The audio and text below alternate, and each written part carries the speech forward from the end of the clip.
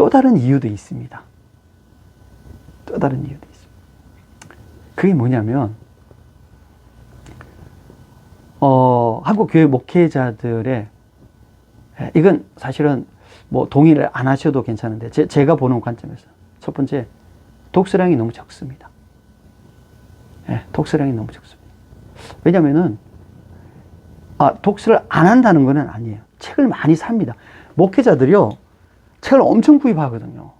그러니까 도서비가 제가 볼 때는 한 달에 아마 기본적으로 한 1, 20만 원 될 겁니다. 근데 일반적으로 사회생활 많이, 사회에서 일반적으로, 책을 많이 읽는 분들에게 예를 들어서 한 달에 1, 20만 원 책을 산다? 절대 쉽지 않습니다. 그 퍼센트는 굉장히 낮아요. 근데 여러분, 문제는 뭐냐면은 무슨 책을 사느냐예요. 그렇지 않겠습니까? 독서를 많이 하는데 무슨 책을 읽느냐는 거죠. 여러분 생각해 보면은 목회자들이 읽는 책들은 거의 정해져 있어요. 신앙서적이죠. 주석. 신앙서적. 이런 거죠. 네. 그러니까, 근데, 여러분, 이게요, 그 설교는 상당히 기본적인 지식, 이 인문학적 지식이 굉장히 중요합니다. 사고가. 그런 관점이 굉장히 중요해요. 그래서, 목회자들이 물론 성경을 읽고, 신앙서적, 간증집 이런 거죠. 또 다른 분 뭐 설교집, 저는 그거를 읽지 말아야 된다 그렇게 말씀드리는 건 아니에요. 그러나 상당히 바꿔야 돼요. 뭘로? 인문학적. 바꿔야 됩니다. 왜냐하면 그래야 성경을 보는 관점이 달라집니다. 물론 우리가 영성에 의해서 성경을 보기도 합니다. 그러나 또 다른 측면에서 관점이 달라져야 되거든요. 그러니까 목회자들이 읽는 책들이 상당히 중요하죠. 왜? 나를 만들어가는 거니까. 근데 그 중에 굉장히 중요한 게 뭐다? 인문학적 책이다. 그러니까 서적이다 하는 걸 생각해 보면 우리 목회자들이 그런 부분의 독서량이 많은 분들은 제가 알기에 정말 많이 읽으세요. 그런 부분. 제가 설교를 들어보면 알잖아요. 이분이 독서량이 어느 정도다. 이분의 그 영적인 어떤 그 묵상의 그 뎁스가 어느 정도다. 알게 되잖아요. 저도 뭐, 나이도 들었고, 오랫동안 신앙생활을 했고, 그 다음에 뭐, 공부도 꽤 하지 않았겠습니까?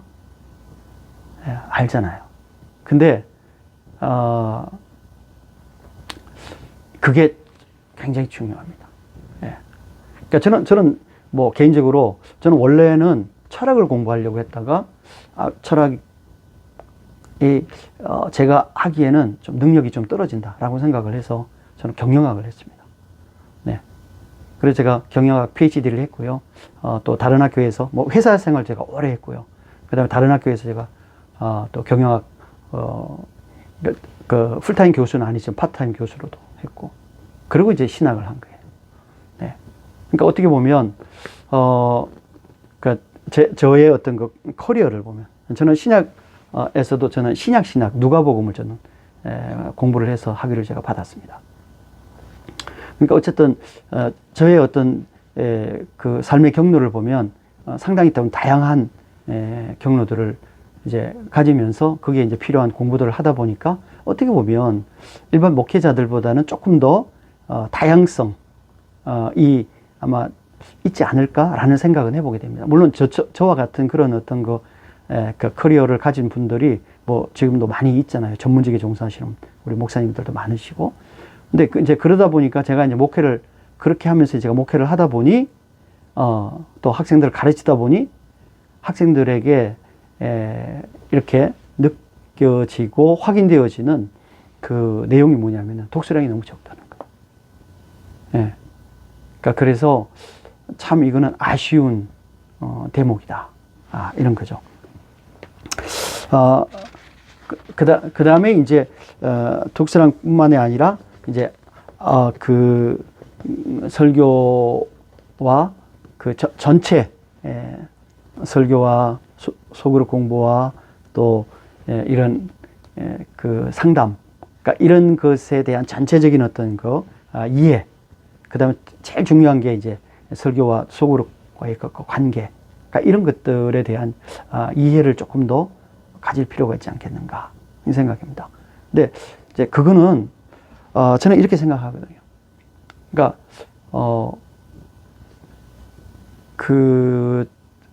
우리가 소그룹 할 때에 그러니까 저 같은 경우는 이게 참 쉽지 않은 환경이에요. 왜냐하면 저 같은 경우는 제가 대학 들어갔을 때에 우리나라에 그런 소그룹이 굉장히 유행하던 시절이었어요. 그러니까 저도 자연스럽게 소그룹을 배우게 됐고, 실제로 우리나라에 그런 그 소그룹이 활발하게 시작된 계기는 우리가 73년도에 빌리그레암 목사님 오셨고, 제가 알기에는 그렇습니다. 그때 낮에 성경 공부를 했는데 그 주체가 제가 CCC라고 알고 있거든요. 이제 그러면서 그 70년대 그 중반에 우리나라에 소위 말하는 페라처치 무브먼트들이 이제 선교단체들이죠. 내비게이터라든지 CCC라든지 IBF라든지 UBF라든지 등등이 이제 많이 들어와서 우리나라의 정말 그 선교에, 또 특별히 젊은이들의 선교에 굉장한 영향력을 미치지 않았습니까? 저도 그 영향력을 받은 그 당시 학번이고, 제가 그것에 의해서 그런 분위기에서 저도 이제 성장을 한 거죠. 그러니까 저도 전통적으로 저희 부친이 합동측 목회자인데 그런 속에서 컸다가 이제 대학 들어오면서 제가 본어게인 크리스찬이 됐으니까요. 네. 그러니까 이제 그런 측면에서 있었기 때문에 제가 자연스럽게 저는 제자훈련이 뭐다, 소그룹이 뭐다라는 것을 그냥 감각적으로 그냥 알게 된 거죠. 그러니까 이게 이제, 근데 사실은 이제 그러면서 사람들 전도하고 양육하고 그룹핑하고 이런 일들을 그냥 당연한 듯이 해왔어요. 어쩌면 지금까지. 그러니까 몇십 년을 한 거죠. 네. 근데 그런 거 전혀 없이 그냥 교회 생활하다가 신대원 와가지고 이렇게 소그룹 이렇게 하고, 이게 소그룹의 의미를 정확하게 이해할 수 있을까에 대해서는 참 쉽지 않은 문제예요. 네. 여러분, 우리가 소그룹 많이 하잖아요. 소그룹이 잘 안 되는 이유가 뭐겠습니까? 한국 교회에 제자 훈련 안 하는 교회는 없잖아요. 근데 제자 훈련이 제대로 되는 교회는 또 별로 없어요. 네. 대부분의 교회는 뭡니까? 프로그램으로 인식하기 때문입니다. 프로그램으로. 우리 많이 하잖아요. 무슨 양날, 두 날개, 이런 거 많이 하잖아요. 네. 그러니까 그런 측면에서 분명하게 이 소그룹 하면서 제자 훈련할 때에 목회자가 갖는 마음은요, 완맨 비전이에요. 완맨 비전. 그러니까 이 한 사람을 내가 정말 하나님 앞에 회심시키고 변화된 삶을 살게 하고, 이거거든요. 마치 디모데후서 2장 2절에 바울이 디모데에게 너가 나한테 배운 바를 충성된 사람들에게 가르치라. 그러면 그 사람이 다른 사람들을 가르칠 수 있으리라. 이렇게 해서 영적 4대를 얘기하고 있지 않습니까? 근데 이게 굉장히 중요한 거죠. 왜? 한번 생각해 보십시오. 내가 사람을 가르쳐요.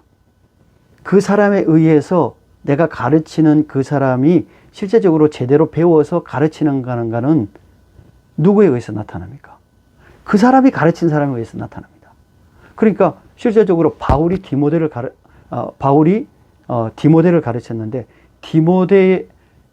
바울이 디모데를 제대로 가르쳤는가 하는 내용은 어디에 나타나겠습니까? 충성된 사람들에게 나타나는 거죠. 그렇죠. 그렇지 않겠습니까? 그러면 그 얘기는 본질적으로 뭐예요? 디모데가 바울처럼 돼야 된다는 거예요. 이게 기본적인 제자훈련의 원리입니다. 이게. 물론 교인이 다 그럴 수는 없어요. 그러나 교회 안에서 그런 사람들이 생겨나야죠. 구역 예배가 대체되는 거, 이건 아니거든. 제가 학교에서 우리나라에서 처음으로 뭘 만들었냐면은 가정교회 동아리를 만들었어요. 제가 그래서 가정교회 학생들한테 가르치고 이제 그렇게 왔는데, 가정교회의 가장 중요한 원리는 뭐냐면은 원형 목장에 있어요. 원형 목장이라는 것은 뭐냐면은 내가 전도해서 사람 모아서 그 사람들을 내가 성경을 가르치고 가르치는 만큼 대로 내가 본을 보이는 거예요. 본을 보이는 거예요. 그러니까 그러면 그 사람이 내가 목사님 통해서 본 그대로 배운 그대로 다른 사람에게 가르치는 거예요. 여러분 이 원리가 디모데후서 2장 2절입니다. 네. 따라서 전체적으로 기본적으로 소그룹이라는 거, 꼭 뭐 우리가 이 제자 훈련이다 이런 거 안 붙여도 소그룹이라는 것을 정확하게 이해하면, 그러니까 이 토대를 가지고 이해를 해야 된다는 거예요. 예. 그리고 이것을 설교와 어떻게 밸런스를 맞출 것인가를 목회자가 고민해야죠. 그러니까 그래야 설교의 강조점이 설교를 어떻게 할 것인가에 대한, 그 다음에 우리 교회가 소그룹을 어떻게 인도해 나갈 것인가에 대한 소위 말하는 그게 나오는 거죠. 마진이 나오는 거죠. 아니, 견적이 나오지 않겠습니까? 그렇게 해야? 그렇잖아요. 예. 네. 그런 거를 사실은 신대원에서 배워야 되는 거예요. 근데 저도 지금 올해 제가 신대원에서 지금 10년째 가르치는 사역을 하고 있는데, 저는 말씀드렸지만 직장생활 제가 오래 했고, 그 다음에 경영학 공부해서 제가 회사에 이제 그러니까 임원 생활을 제가 오래 했는데, 저는 신대원 와서 그 교수가 되리라고는 저는 제 삶의 플랜에 없었던 일이에요. 예. 근데 제가 신대원에 근데 하여튼 그만두고 온 것은 뭐냐면은 제가 삶의 플랜이 없었는데 하나님이 정말 인도해 주신 거잖아요. 예. 그러니까 제가 올 때는 신대원에 제가 처음 임용돼서 올 때는요, 그러니까 교수로 임용돼서 올 때는 저는 신학 박사도 아니었어요. 예. 저는 그냥 경영학 박사였고. 예. 근데 신대원에 받으니까 얼마나 황당하겠어요. 물론 저 나름으로는 공부를 열심히 했습니다. 그러니까 제가 좋아하는 누가복음 해서 또 학위도 받았고, 어쨌든 그러면서 이제 그런 관점으로 두 가지가 합쳐져서, 그러나 제가 목사로서 목회는 했잖아요. 목회도 하고 제가 직장도 다니고 이렇게 같이 이제 이중직을 하고 있었는데, 그러니까 어떻게 보면은 다양한 관점으로 학생들을 보게 되는 거죠. 그 다음에 이제 교회도 조금 더 바라보게 되고, 그렇게 된 거죠. 그러니까 훨씬 더 저는 객관적인 시각에서 한국 교회를 바라보게 된 거죠. 아까 말씀드렸지만 제가 목사 아들이었고, 제가 대학생 때 정말 그 학생운동 정말 열심히 했고, 학생운동이라는 게 데모가 아니라 정말 말씀 가르치고 전도하고 이런 일을 저는 그냥 정말 목숨 내놓고 했습니다. 감히 말씀을 드리면 했고요. 열심히 했고요. 네. 그러니까 사람들이 목사가 안 되는 걸 의아하게 생각을 했을 정도니까, 어쨌든 그런 과정들을 겪어왔잖아요. 그러니까 훨씬 더 다른 시각에서 보게 되는 거죠. 저는 모르긴 몰라도 제 시각이 틀리지 않았다라고 생각을 합니다. 그러니까 이게 이제 전체적인 측면에서 우리가 한국 교회가 지금 정말 바닥이지 않습니까? 한국 교회가 정말 다시 한번 정말 하나님께서 우리 민족에게 주신 그 소명을 우리 나라가 회복되어지고, 또 전도의 국가로 우리를 사용하시는 그런 정말 국가로 다시 한번 우리가 거듭나고 해야 되는데, 그러려면 우리가 바닥을 쳐야 되잖아요. 여러분, 바닥을 치는데 바닥을 치는 가장 중요한 그 역할을 할 사람이 누구겠습니까? 당연 목회자죠. 당연 목회자죠. 네. 그리고 목회자의 기본적인 목회를 바라보는 이 관점이 달라져야 된다, 이렇게 저는 생각을 합니다. 그 중에서 여러 가지 있지만 첫 번째로 설교가 달라져야 된다. 네. 이런 이제 얘기를 해보게 되는 거죠.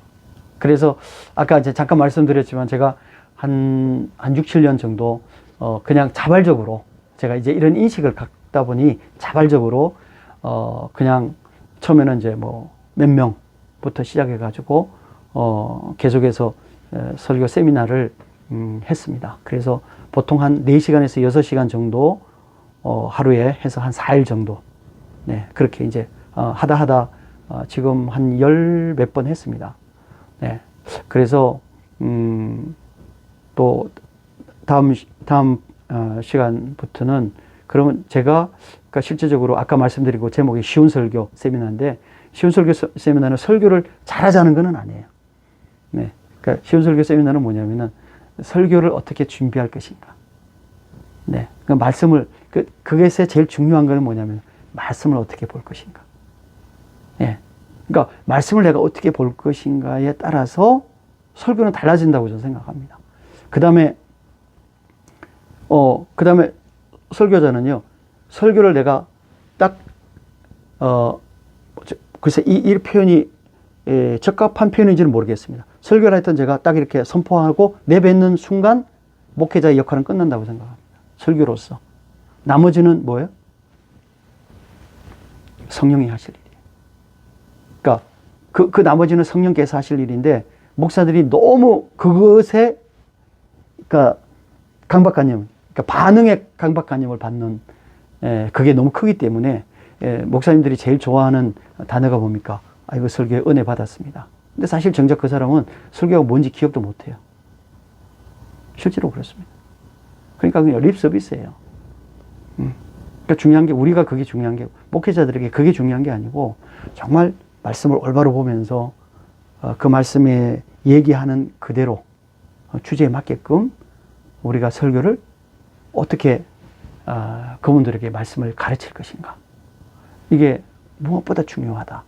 그렇게 되었을 때에 시간이 조금 걸리겠지만, 일정 시간이 걸리고 나면 제가 설교하게 되면 앞에 있는 교인이, 목사님 제가 그 말 무슨 말인지 압니다. 아멘. 그러면서 뭐가 되겠습니까? 설교 시간이 그냥 단순하게 던지는 시간이 아니라 영적 교감의 시간이 되는 거예요. 여러분, 세상에 이거보다 더 중요한, 이거보다 더 목회자들에게 기쁜 그런 그 일이 어디 있겠습니까? 이거는 정말 환희죠, 환희. 예. 저는 그러면은, 저는 목회가 날마다 기쁨이라고 생각합니다. 예. 그래서 일단은 제가 다음 시간에는 그 내용들을 제가 한번 여러분과 같이 또 해보고 실습도 해보고 뭐 그렇게 해보려고 하니까, 여러분 관심 있는 분들은 또 계속해서 구독해 주시고 또 그렇게 해주시면은 아마 저도 힘이 되고 여러분 도움이 되리라고 생각합니다. 네, 오늘은 여기까지 하겠습니다. 감사합니다.